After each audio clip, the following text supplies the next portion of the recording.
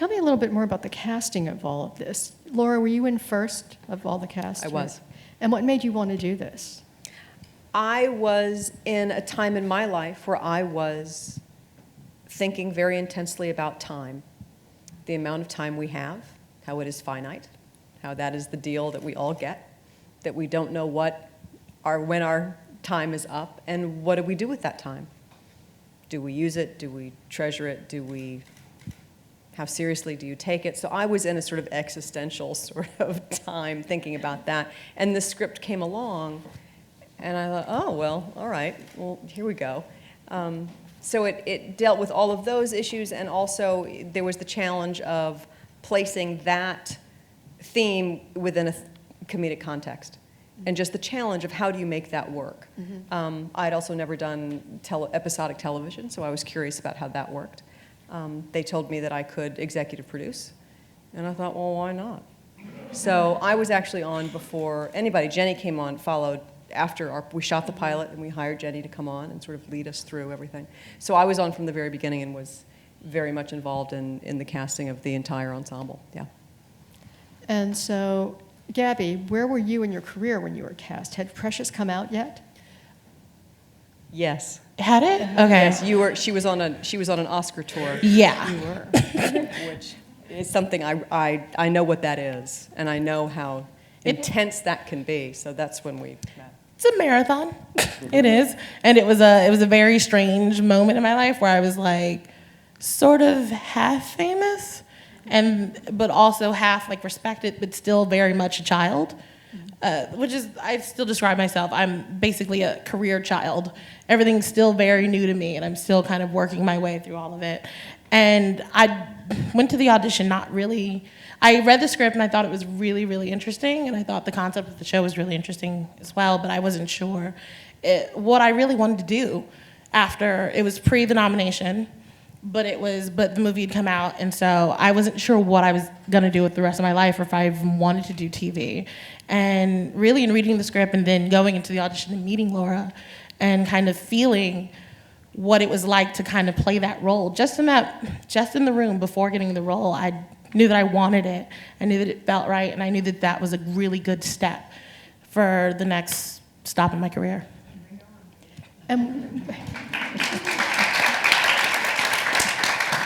Was Andrea always cast as a black character, or did that come later because you were cast? It came later. It came later.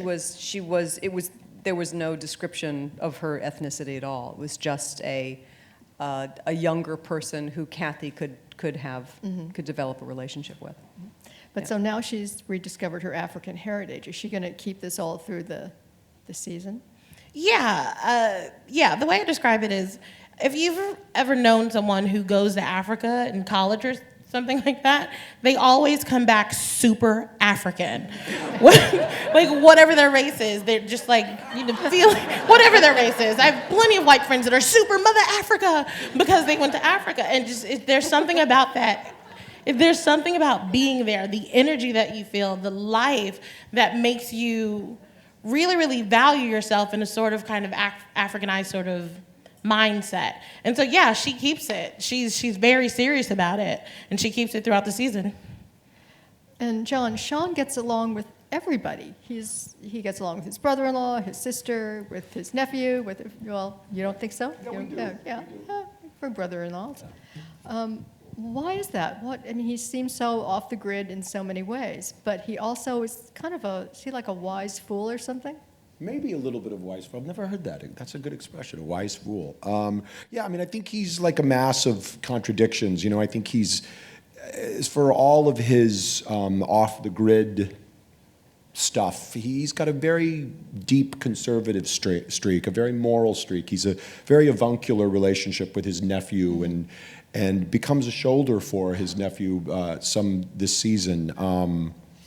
I think he is the most afraid of not of all the other characters, but I think he's terribly afraid of losing his family and his connection to family, and it's probably part of the reason why his actions were what they were. That and the fact that he's bipolar, but I think he's got a deep love and connection to his family that take even him by surprise.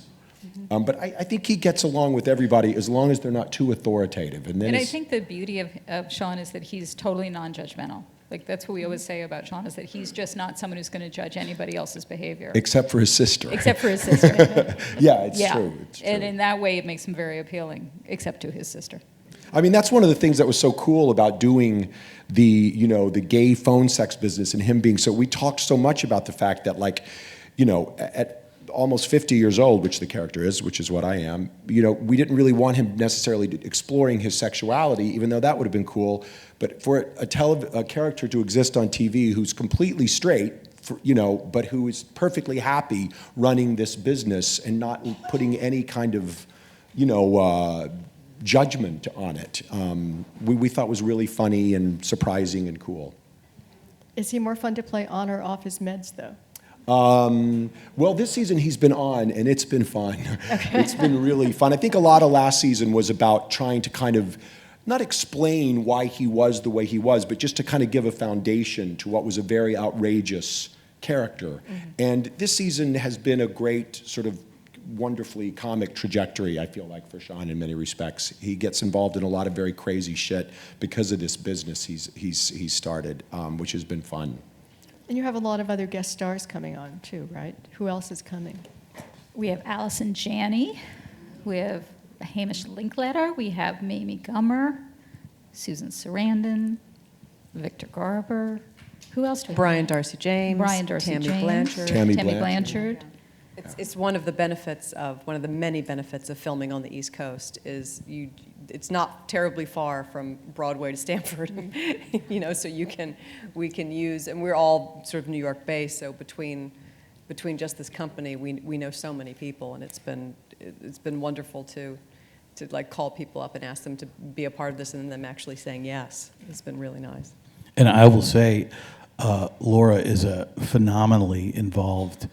I mean, so many people take that executive producer title as sort of a vanity credit and just, learn their lines and do their job. And Laura not only clearly does her job in a spectacular fashion, but when we're all exhausted and going home and we have half the workload, less than half that she does in the first place, then she's going to all these meetings and truly, producing the show, especially where it comes to casting. And my hat is off because it's something that is really, from where I'm sitting, absolutely affects the quality of the show, is all the work she does. And again, especially in terms of working those, she gets us these fantastic people. We like to think they all just come flocking in, but it's not so easy, and so kudos to you, baby.